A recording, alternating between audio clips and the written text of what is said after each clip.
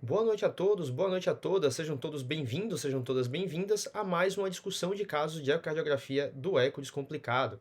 Meu nome é Felipe, eu sou cardiologista, cardiografista e criador aqui do Eco Descomplicado, local que você deve vir se você quiser aprender a fazer eco com segurança.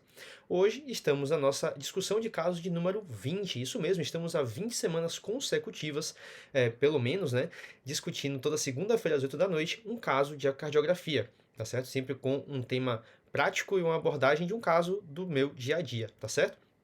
Então, se você está chegando agora, já aproveita aí não só para curtir esse vídeo, me ajudar, né, ajudar o YouTube a distribuir esse conteúdo, como também para se inscrever e ser avisado das próximas discussões e, por que não, compartilhar com alguém que possa se interessar. Afinal, estamos só no começo da discussão, ainda dá tempo de você chamar alguém para assistir junto com você, tá certo? Hoje, dia 26 de dezembro, né, um dia aí após o Natal, eu escolhi aí essas cores natalinas, né? A temática em si não é uma temática natalina, mas são as cores Natal aí para simbolizar essa essa data especial, tá certo? Vamos falar um pouquinho de um caso que começou lá cedo no Instagram, como de costume, sobre um paciente que tem uma imagem meio estranha aí no interior do átrio direito, tá certo?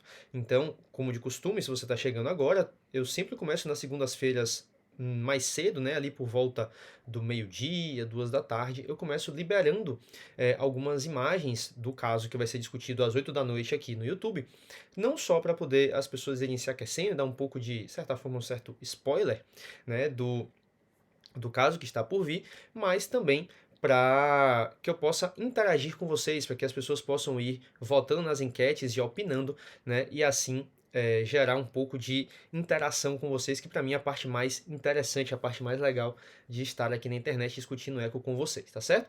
E só reforçando aí, né, ainda em clima de Natal, mas hoje é segunda-feira, e como vocês sabem, aqui o nosso compromisso, ele é certo, né? A gente leva a sério esse negócio de honrar com os compromissos, e por isso, não é porque é segunda-feira aí entre Natal e Ano Novo que eu iria deixar de estar aqui com vocês para essa discussão, né? E aí eu trouxe, como sempre, né, o caso da nossa paciente para a gente começar a discutir. A bem da verdade, apesar de tudo isso, a nossa discussão de casos ela geralmente acontece na segunda-feira às 8 da noite, totalmente ao vivo, né? Mas dessa vez especificamente não estamos ao vivo. Vocês devem ter percebido que não estamos numa live propriamente dita, apesar de ter o chat aqui embaixo ou aqui do lado, a depender de onde você esteja assistindo, e aí poder interagir pelo chat. Estamos na verdade numa Premiere, né, que é uma terminologia do YouTube para dizer que esse vídeo ele foi gravado previamente e depois colocado para ser apresentado aqui no YouTube de forma ao vivo. Então no jargão aí da internet é uma fake live, né? A verdade é que, como eu falei aí, eu não queria deixar de honrar o compromisso com vocês, mas a essa hora eu estarei em Aracaju com a família da minha esposa, né, para poder passar o Natal. E como lá eu não tenho como garantir que eu terei uma conexão de internet, um local adequado para poder fazermos a nossa live, eu achei por bem deixar essa live gravada, tá? Mas já adianto a vocês que é, essas imagens foram postadas todas no dia 26 de dezembro lá no Instagram e eu vou estar participando no chat ao vivo junto com vocês dessa discussão, tá certo? Então podem comentar no chat, podem fazer perguntas, eu vou fazer toda a questão, né? Vou ter toda a boa vontade de responder a todos lá no chat, tá certo? Que eu vou estar com certeza ao vivo junto com vocês, tá bom? Então, sem mais delongas, vamos partir para a discussão do nosso caso propriamente dito, né? Como eu falei, temos aí a imagem de uma janela parecida longitudinal, né? Inicialmente, de uma mulher de 56 anos que é assintomática e que vem para um exame de rotina, né? Ela vem aí para fazer o bom e velho check-up cardiológico e aí, dentre os exames, foi solicitado um ecocardiograma, tá certo? Bom, e aí eu comecei, né? Lá vocês vão ter visto lá no Instagram, que vai ter algumas enquetes, né? Geralmente eu gosto de começar sempre com a função sistólica do VE, justamente para o pessoal ir se aquecendo e perdendo ali a timidez, né, de responder às enquetes. E aí eu perguntei nessa janela PK de 4 câmeras como é que está a função sistólica do ventrículo esquerdo. Perguntei também se havia alguma alteração da contratilidade segmentar, para na sequência eu abrir a caixinha se alguém tinha visto alguma coisa errada até ali, né? Ou seja, dentre as imagens que vocês viram aí, que já foram disponibilizadas para vocês, se tem alguma coisa chamando a atenção de vocês, ou no caso das pessoas que estão no Instagram, né? Lembro a vocês então que apesar de que hoje especificamente eu não vou conseguir trazer a resposta das enquetes aqui nas imagens, afinal eu estou gravando essa apresentação uma semana antes do momento que ela está indo para o ar, mas a resposta das enquetes eu vou fazer questão de colocar, né, digitado ali no chat, tá certo? Então quem estiver assistindo ao vivo junto comigo, né, pode dar uma olhadinha no chat que eu vou fazer questão de colocar todas as respostas na medida em que as enquetes forem surgindo, tá certo? Inclusive dessas duas aí. Então, não percam tempo, me respondam vocês no chat aí como é que está a função sistólica do ventrículo esquerdo, na opinião de vocês, e se tem ou não alguma alteração da contratilidade segmentar. Em alguns minutinhos eu vou dar um tempinho para vocês responderem no chat, naturalmente, e aí eu vou entrar escrevendo aí a resposta dessas enquetes, tá certo? Então, só para poder deixar bem claro, né? Eu estarei de olho, né? Eu estou de olho em tudo que vocês estão escrevendo no chat aí. Então, se comportem, mas não deixem de interagir, tá certo? Participem, deixem aí os seus comentários, as suas dúvidas, as suas perguntas desse caso, para a nossa discussão ficar ainda mais interessante. E aí, vocês viram alguma coisa errada até aqui? Né? O que vocês enxergaram nesse exame? Tem alguma coisa que chamou a atenção de vocês? Por favor, me contem no chat, insisto mais uma vez, né? Porque é justamente esse exercício aí que vai fazer com que vocês se desenvolvam e ganhem mais confiança, né? Ganhem mais segurança para fazer o exame de ecocardiografia. Então, me digam aí no chat o que é que vocês acham, se vocês acham que tem alguma coisa de diferente nesse exame até aqui, né? Até porque eu fiz questão de fazer essa pergunta dessa maneira e com essas imagens, porque, se a gente reparar bem, né, essa paciente tem uma fração de ejeção preservada, né, a função sistólica do ventrículo esquerdo normal, a princípio, né, não vi, né, já respondendo ali a outra pergunta, não vi nenhuma alteração da contratilidade segmentar também.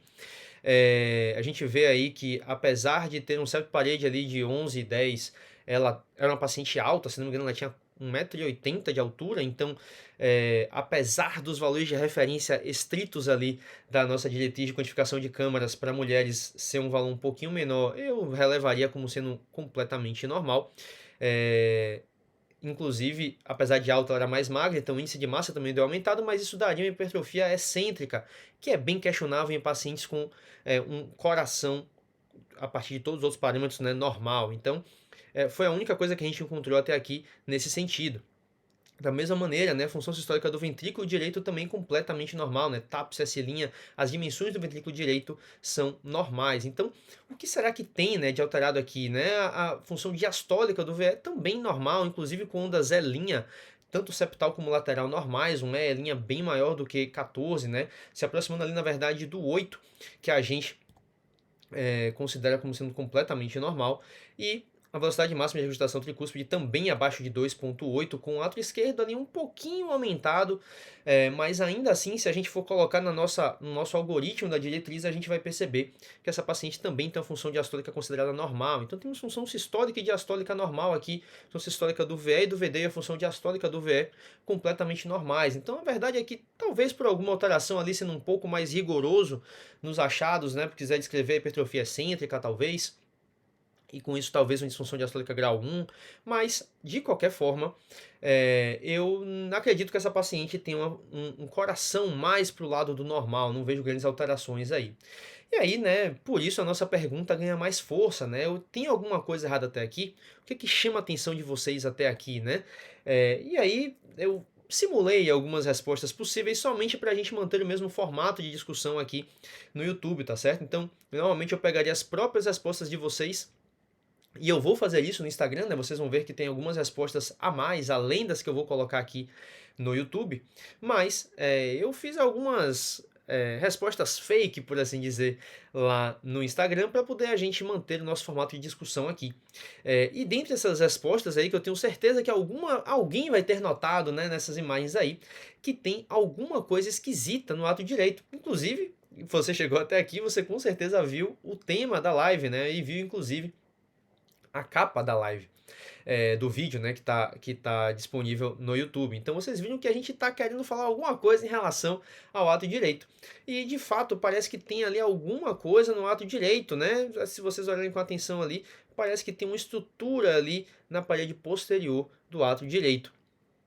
E aí eu já fiz questão também de fazer a nossa pergunta fake lá, questionando do que vocês acham que poderia ser essa massa, né, essa estrutura no ato direito. É um tumor? É um trombo? É uma massa no pericárdio, né? Não dentro do ato esquerdo, do ato direito, desculpa, não intracavitária, mas talvez no pericárdio? Ou talvez você não saiba, não tenha a menor pista do que possa ser essa estrutura aí dentro do ato direito. Vou dar aqui mais uns segundinhos, né? Vou dar uma enroladinha aqui para vocês poderem responder. Mas a verdade é que a gente, apesar desse exame aí, em linhas gerais é completamente normal, talvez uma hipertrofia cítrica com disfunção diastólica grau 1, mas a princípio, o meu laudo, inclusive, para essa questão toda foi de um paciente com um exame, um coração normal para todos os efeitos.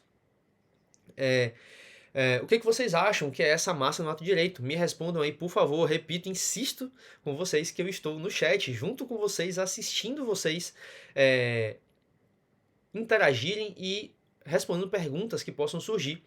Essas mesmas enquetes foram também para o Instagram e eu faço questão de trazer para vocês também a resposta. Então, se vocês olharem na enquete aí, pouco depois de vocês me responderem, eu vou fazer questão de trazer para vocês a resposta dessas enquetes lá que foram respondidas no Instagram, tá bom? E aí, qual o seu palpite? Que estrutura é essa no ato direito? Felipe, que diabos é isso aí? O que que tá rolando nesse ato direito? O que que você viu aí nessa imagem? O que que você sabe que eu não sei aí dessa estrutura no ato direito? Por favor, me responda. Então, vamos lá, vamos falar um pouquinho sobre o que que é essa estrutura do ato direito.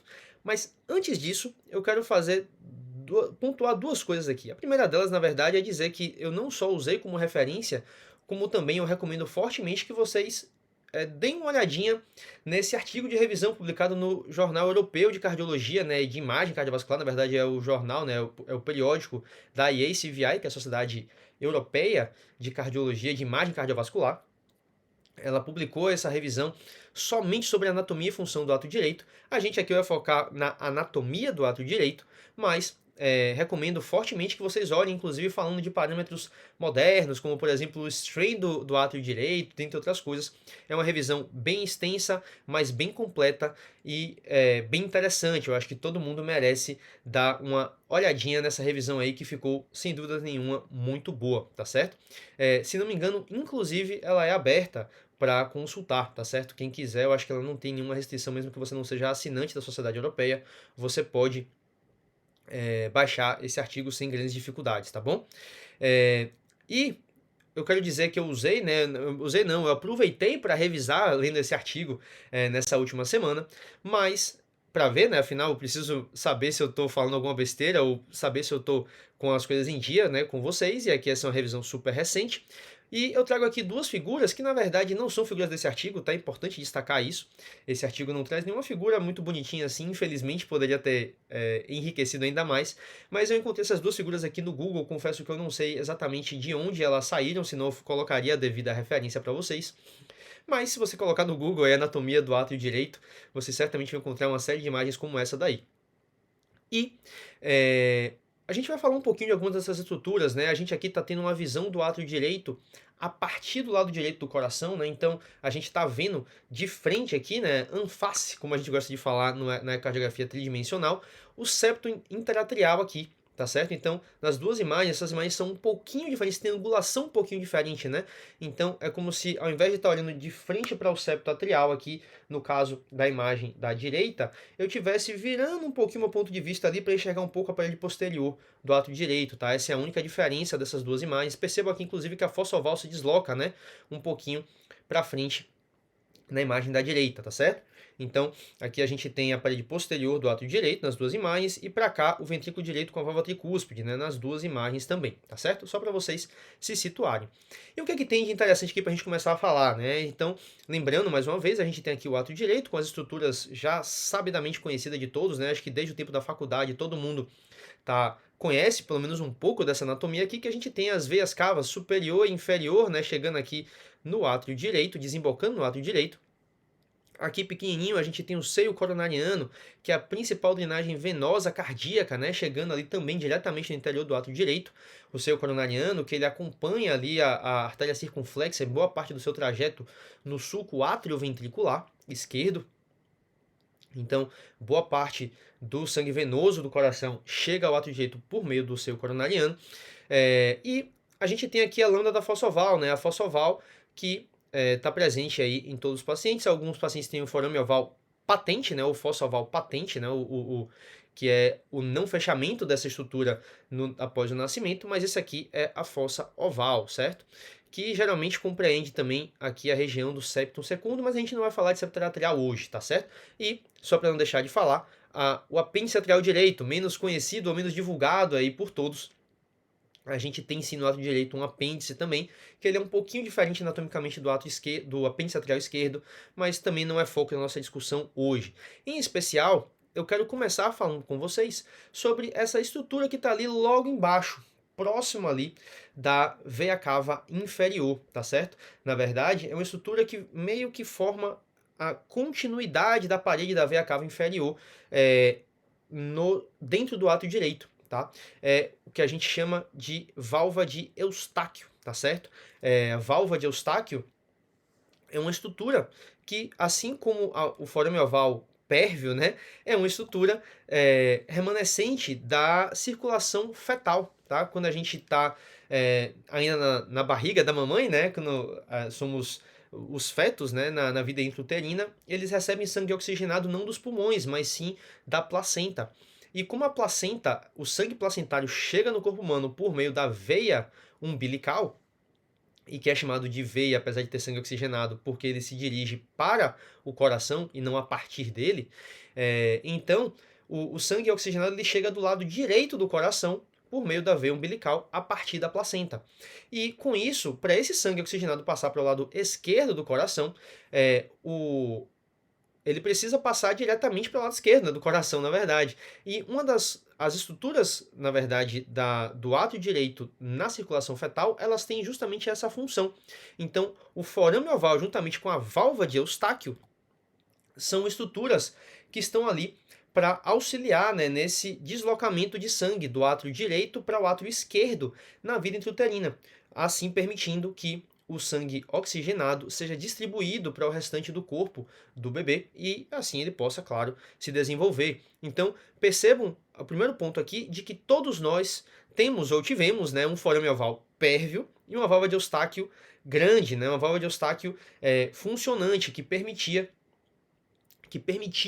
que o sangue ele passasse do ato direito para o ato esquerdo na circulação fetal, tá certo? A questão é que essa válvula de Eustáquio, ela tem essa função muito clara, né? Eu trago aqui imagens de um eco bidimensional, tá? Do ecocardiograma transesofágico bidimensional. Eu acabei ficando sem a minha setinha aqui para poder mostrar para vocês, mas o fato é que a gente tem ali a válvula de Eustáquio vista nessa imagem aí de um bicaval no eco transesofágico. Para quem não está habituado, né, eu estou ali mais ou menos a 90 graus de giro do transdutor no esôfago médio, mais próximo do transdutor, né, na parte alta da imagem, eu tenho o átrio esquerdo ali, escrito como LA, e abaixo dele o RA, que é o átrio direito, divididos pelo septo, né, interatrial. Aqui do lado direito dessa imagem de eco eu tenho a SVC, que é a veia cava superior, e abaixo a IVC, que é a veia cava inferior. E perceba que na borda da desembocadura da veia cava inferior eu tenho essa estrutura, né, essa protuberância ali, que é a válvula de Eustáquio. Nesse paciente aí, uma válvula de Eustáquio mais exuberante, uma válvula de Eustáquio que não regrediu. Sim, o esperado para a maioria das pessoas é que a válvula de Eustáquio ela regrida com o desenvolvimento, né, do ser humano. À medida que o bebezinho ele vai crescendo, a fossa oval ela se fecha, a gente tem o acolamento da lâmina da fossa oval e a involução da válvula de Eustáquio. Mas alguns pacientes, se não me engano, cerca de 30% dos pacientes, das pessoas, na verdade, né, elas não têm essa regressão da válvula de Eustáquio, tá? E aí, a válvula de Eustáquio, só para ficar bem claro, é uma estrutura que ajuda, né, o direcionamento de sangue da veia cava inferior para a lâmina da fossa oval, né, para a fossa oval, na verdade, para o orifício da fossa oval no septo atrial. Não é à toa que a válvula de Eustáquio proeminente está, sim, associada com a maior perviedade do FOP, e não só com isso, né, perviedade do forame oval, desculpa, que é o forame oval patente, E não só isso, com o aumento do risco de fenômenos embólicos, já que ela vai ajudar direcionando o sangue da veia cava inferior para o septo interatrial e, em especial, justamente para o forame oval. Então, perceba que se você tiver algum coágulo formado nas pernas, por exemplo, nesse paciente que tem aí um forame oval pérvio com a válvula de Eustáquio proeminente, essa válvula de Eustáquio vai ajudar a direcionar esse sangue e, consequentemente, esse coágulo para dentro, para a fossa oval, né? E com isso provocar uma embolia paradoxal, ou pelo menos aumentar o risco de uma embolia paradoxal, que é quando a gente tem uma embolia arterial, uma embolia do lado esquerdo do coração, a partir de uma trombose do lado direito, né? De uma trombose do sistema venoso, tá? Mas esse não é o foco da nossa aula. O que eu quero dizer para vocês aqui é que em até 30% dos pacientes essa válvula de Eustáquio ela não desaparece, ela não involui, né? Ela não tem uma função muito bem estabelecida do ponto de vista fisiológico em adultos, por isso ela involui na maioria dos casos. Quando presente, ela basicamente serve para causar problemas, seja para poder ajudar a provocar uma embolia paradoxal, seja para dificultar a vida de hemodinamicistas ao cateterizar aí o coração para realizar alguns procedimentos, já que aí ela vai ficar insistentemente desviando o catéter para a lâmina da fossa oval, e nem sempre é isso que o hemodinamicista quer quando está fazendo o procedimento, né, de intervenção cardíaca. Então, a válvula de Eustáquio, infelizmente, ela atrapalha mais do que ajuda na vida adulta. Mas alguns pacientes mantêm essa válvula de Eustáquio aí, ela não regride. E geralmente a gente vê uma imagem parecida com essa daí, que vocês estão vendo, tá? É outro paciente, naturalmente não é o mesmo paciente do nosso caso de hoje, mas aqui é um caso que eu fiz de um paciente que tem sim uma válvula de Eustáquio proeminente, ou que não involuiu. Perceba que eu tenho aqui o septo interatrial, tá? Aqui bem visível, né? Aqui nessa região.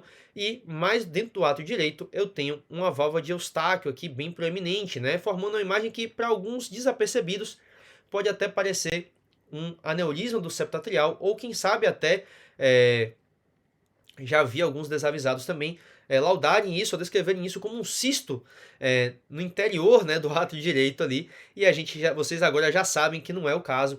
Aqui é uma válvula de Eustáquio proeminente, tá certo?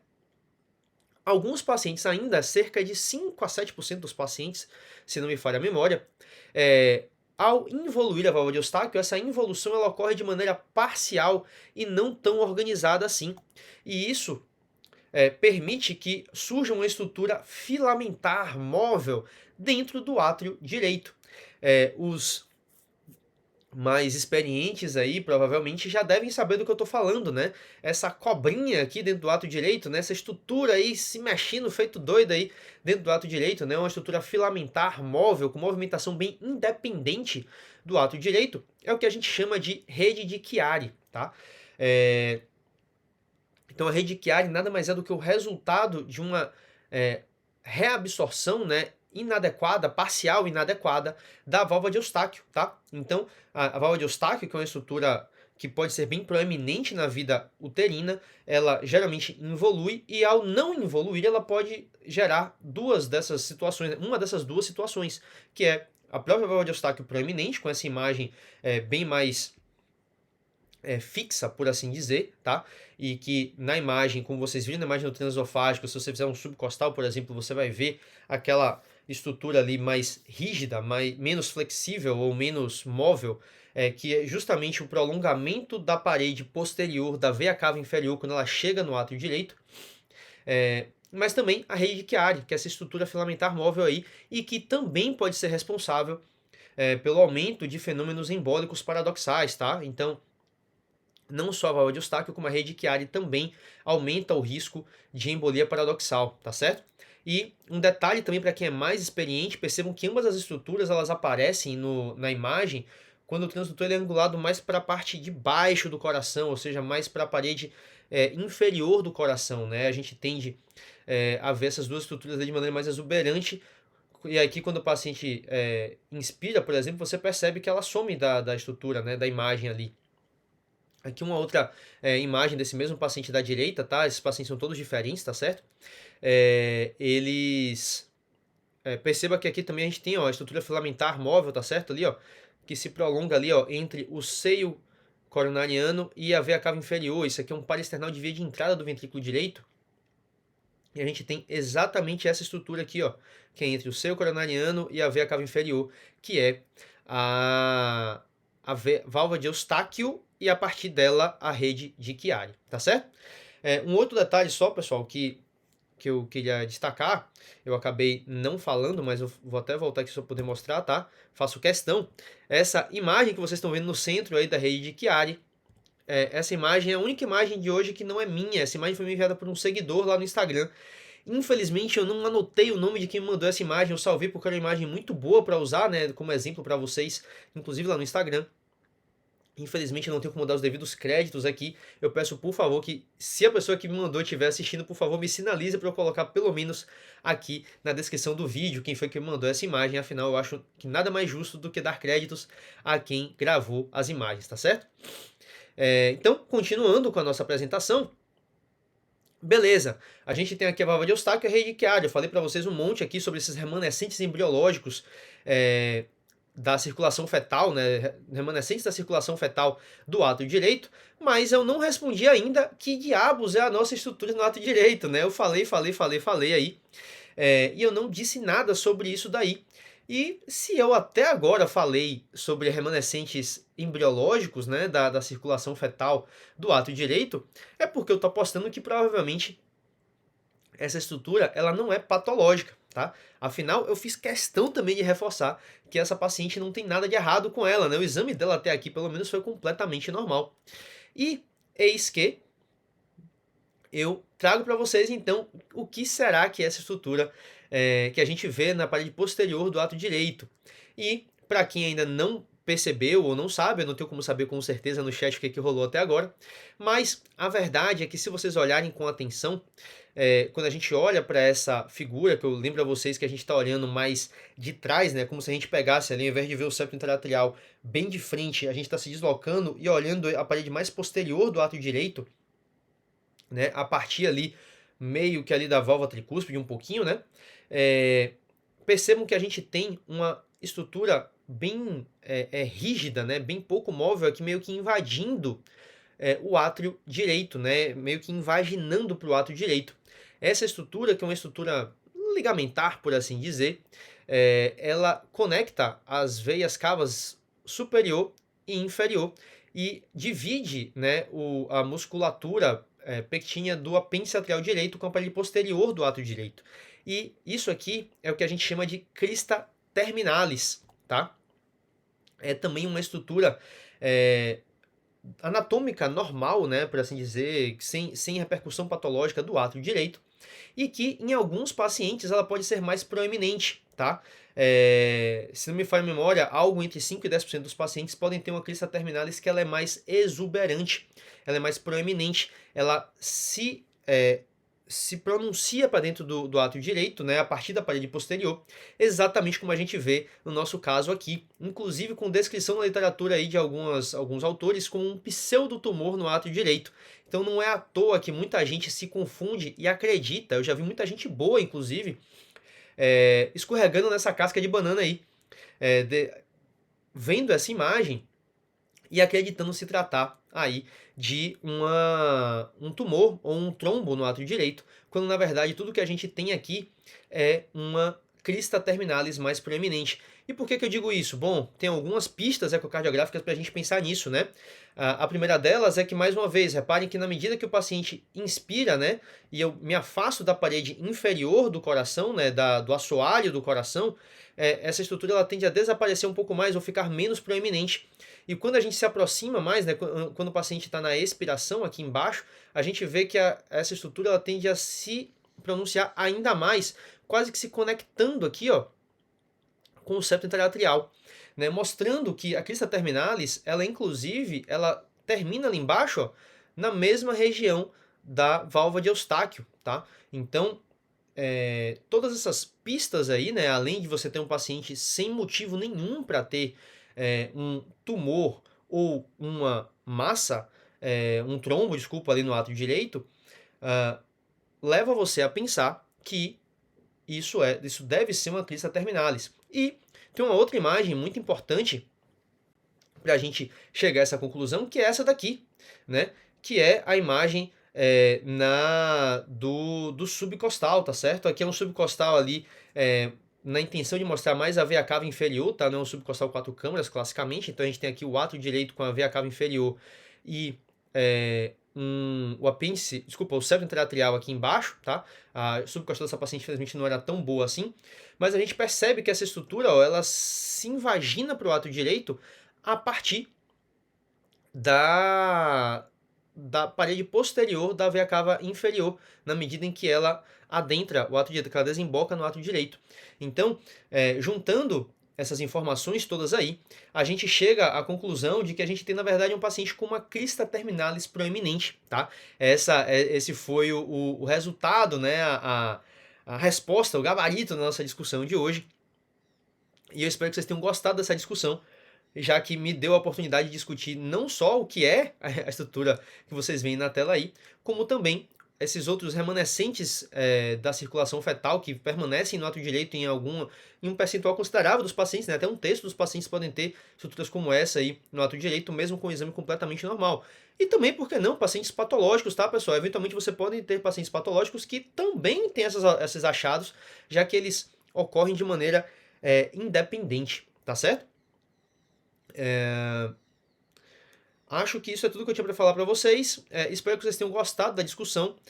Peço desculpa mais uma vez pela discussão não ter sido exatamente ao vivo, como a gente normalmente faz, mas eu preferi honrar com o compromisso que eu tenho com vocês do que simplesmente usar isso como uma desculpa para não estarmos aqui, tá certo? Então, como eu vou estar viajando no momento em que esse vídeo vai ao ar, eu certamente estou de olho no chat com vocês aí, vendo tudo que vocês estão escrevendo ou escreveram ao longo da live. Coloquei também a resposta das enquetes que eu trouxe para o Instagram, que eu levei para o Instagram e que eu já adiantei para vocês aqui.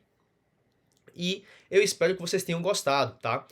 Se ficar alguma dúvida, depois eu posso entrar uma dúvida mais extensa, né? Alguma coisa que eu acho que vale a pena comentar. Além de responder no chat, eu posso até, de repente, abrir aí um stories amanhã lá no Instagram e a gente poder discutir alguma das dúvidas de vocês para esse caso, tá certo? E só uma última coisa para eu não esquecer, tá? Existem casos que vão ser duvidosos mesmo, tá? Se você não se sente seguro para dizer que isso é uma crista terminalis no seu paciente, nada mais justo do que você sinalizar que isso parece ser uma crista terminalis, mas sugiro a critério clínico, né? Sugerir um aprofundamento da investigação. Provavelmente aí o melhor exame para fazer essa diferenciação seja a ressonância cardíaca, embora a tomografia computadorizada de coração, né, com contraste, a angiotomografia, ela deve auxiliar também, né, o exame gateado, né, ou seja, ajustado pelo eletrocardiograma e com contraste ele deve ajudar. Mas é um exame mais difícil de pedir, né, eu acho que por não ser uma rotina tão grande, de pedir esse exame, então talvez a ressonância cardíaca seja aí a principal ferramenta para ajudar nessa diferenciação, tá certo? Então, com isso, eu me despeço de vocês, agradeço mais uma vez a todos que estiveram presentes comigo aqui ao vivo, né? Ainda que tenha sido uma pseudo live, né? Uma fake live, mas ainda assim eu estou aqui com vocês ao vivo no chat e estou aqui honrando meu compromisso com vocês. Espero que vocês tenham gostado. Esse é um tema bem interessante que eu já vi muita gente boa escorregar, tá? Então, sem dúvidas, você compreender bem e saber da existência dessas estruturas e como reconhecê-las no ecocardiograma vai te ajudar muito a ganhar segurança ao fazer o seu exame, tá certo? Então, com essa aqui eu me despeço. Muito boa noite a todos, muito obrigado pela sua presença. Não se esqueçam mais uma vez de curtir o vídeo, se inscrever no canal e compartilhar com quem você acha que pode se interessar. E até a próxima segunda, tá certo? Vejo vocês no próximo vídeo. Até a próxima.